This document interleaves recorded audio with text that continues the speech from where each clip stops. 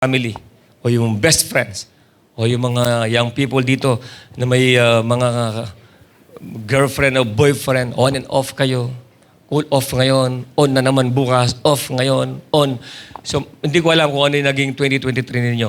Pero isa lang masasabi ko, kahit minsan hindi nagkulang ang Diyos sa atin this 2023. Ang sabi ni Paul in 1 Corinthians, o 2 Corinthians chapter 1, verse 8, sabi dito, for we do not want you to be ignorant, brethren, ang sabi ni Paul, of our trouble which came to us in Asia, that we were burdened beyond measure, above strength, so that we despaired even of life. Ito yung pinagdaanan ni Paul. Si Paul ang siyang preacher ng grace sa mga apostles ni Jesus. Of course, si Peter, preacher din ng grace, pero maraming mga naisulat sa Bible si Paul. Pero si Paul din dumanas ng matinding mga pagsubok.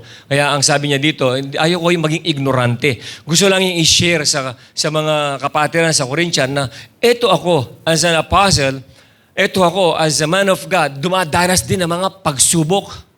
May mga challenges din kaming pinagdadaanan. In fact, ang sabi niya, sabi dito, we were burdened beyond measure.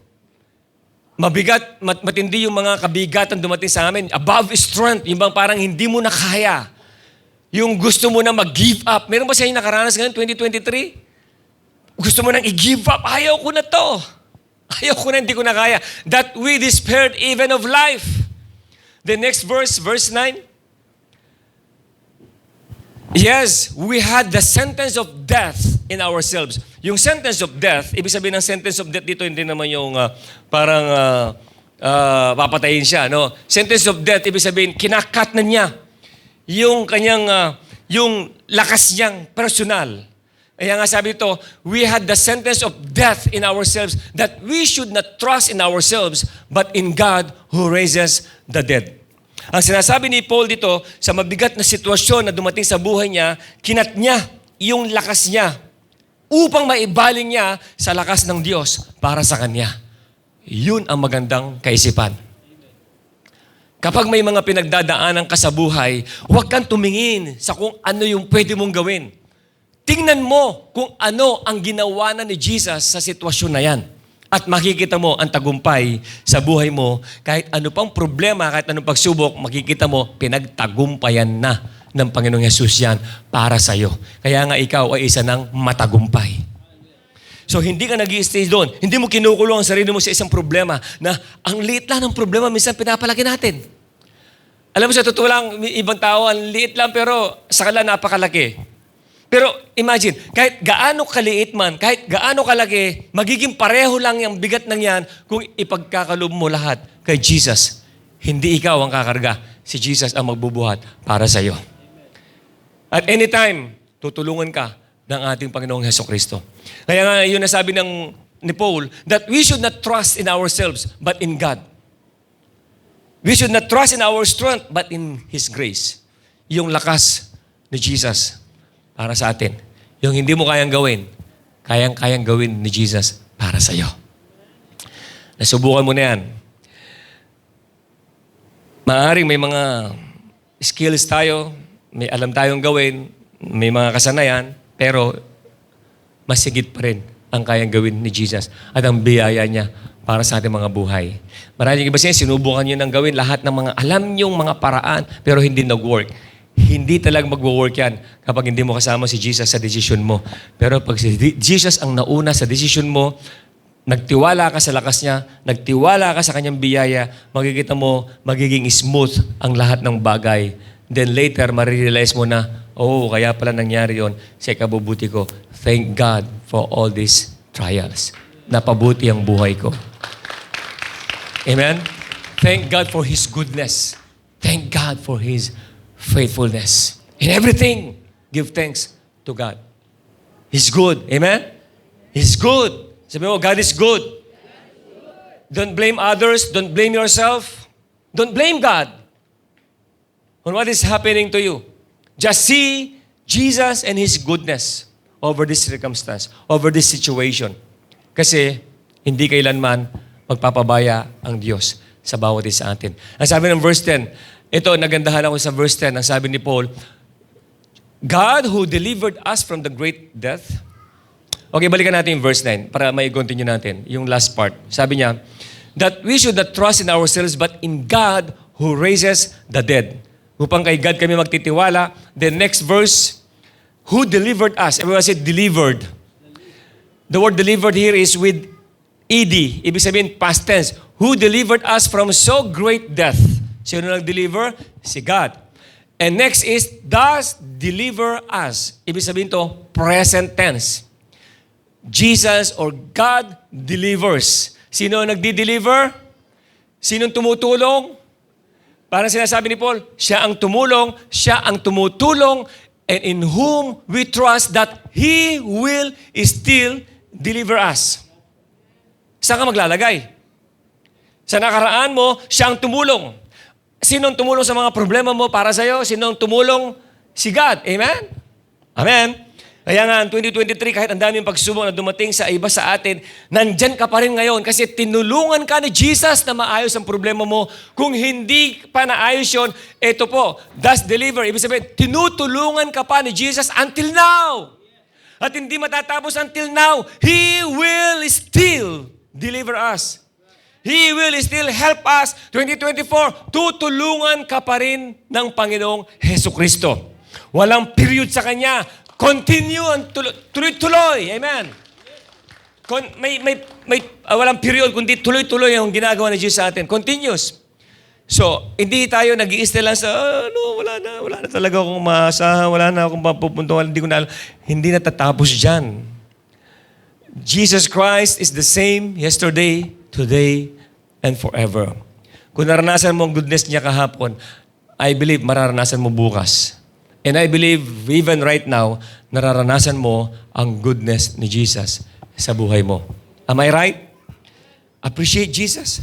Appreciate life. Appreciate Him. He's been so good to us. Mabuti siya sa ating mga buhay. Yung pagkagising mo lang, praise God, gising ako Lord. Thank you so much. Ang dami ng mga tao ngayon hindi nagising. Pero isa ka sa mga nagising. Yung nakakakain ka pa, wow, praise God, nakakakain ako, nalalasahan ko yung pagkain. Ang dami mga tao hindi nila alam kung ano lasa ng pagkain. Yung iba hindi na kumakain. Yung mga ganun, di ba? Yung makita mo yung mga malam sa buhay pagkagising mo, praise God, magkakasama kami pamilya. Ang sarap nun. Kahit sa maliit na bagay, appreciate mo si God. Hindi kailangan maghintay ka ng malaking blessing na bago mo sabihin, thank you Lord, yes Lord, praise God. Hindi. Kahit sa maliit na bagay, kaya nga sabi ko, may kinalaman pa rin yung pag-speak natin. I-appreciate mo si God. At sa maliit na bagay niya, makikita mo, mas lalo pang palalakihin ng Diyos ang kaya niyang o gagawin niya para sa'yo. Yan ang dapat na maging kaisipan natin, yan ang dapat maging lifestyle o practice natin. This 2024, pagsikapan natin, by the grace of God, lagi tayong tumingin sa ating Panginoong Hesukristo sa lahat ng circumstance sa ating mga buhay. Amen? Lahat na pinagpapalan ng Diyos, magsabi ng Amen. Come on, palakpakan mo ng malakas si Jesus. Hallelujah. Thank you, Lord Jesus. Let's see this next verse. Yan o, Deuteronomy 33 verse 25, ang sabi dito yung B, as your days, so shall your strength be. Wow. Ewan ko kung naranasan niyo ito, na habang nagkakaedad ka, habang tumatagal, nananatili pa rin yung lakas para sa'yo. Hindi nagbabago.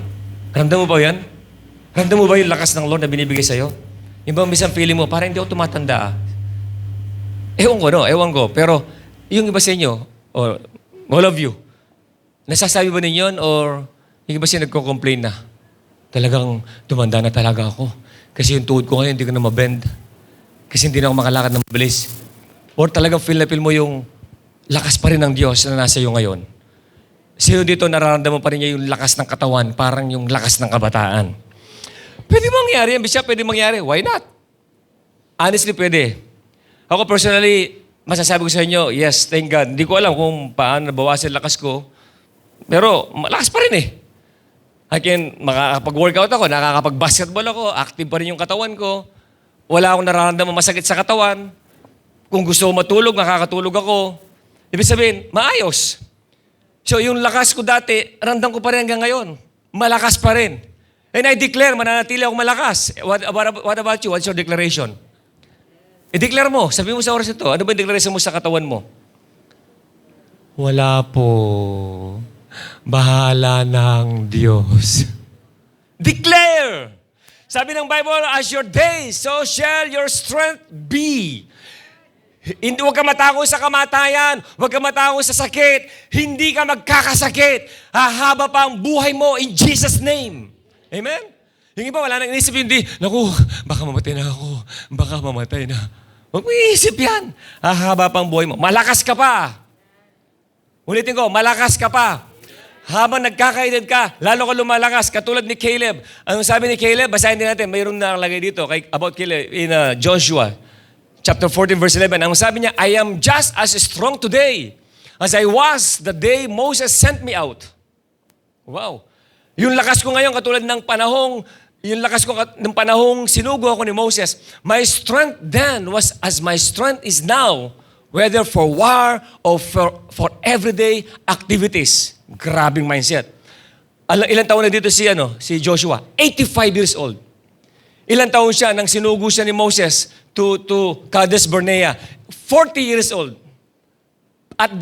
After 45 years, dineclare ni Caleb pala sinasabi ito dineclare ni Caleb na yung lakas niya, pareho lang sa lakas ng kanyang kabataan, 40 years old. Amen? Tapingin mo ang balikat ng katabi mo, sabi mo sa kanya, huwag ka lulugo-lugo. You are strong. Diba? Kasi yung iba may naramdaman lang sa katawan, naku, baka ito na yung kamatay ko. Aabot pa kaya ako ng 2024. Inisip mo lang. Alam mo, sa totoo lang, lumala yung sakit mo, hindi sa naramdaman mo Sa kaiisip mo, hanggang hindi ka na nakakain ng maayos, hindi ka na nakatulog, na-stress ka na, doon lumala ang problema. Ba't mo iisipin yan? Isipin mo lagi yung grace ng Lord sa'yo, yung goodness ni Jesus sa buhay mo, mas lalo pang iaangat at pagagandahin ng Diyos ang iyong pamumuhay, ang iyong pamilya, ang iyong negosyo. Grace ng Lord. It's not about all of us, about His grace. Siyang gagawa nito lahat para sa atin. Okay? So sabi niya, whether for war or for everyday activities, I'm still strong, sabi ni Caleb. Parang si Pastorits. Pag napanood mo si basketball si Pastorits, parang tumakbo si Abby. Hindi mo na alam kung sino si Abby at si Pastorits.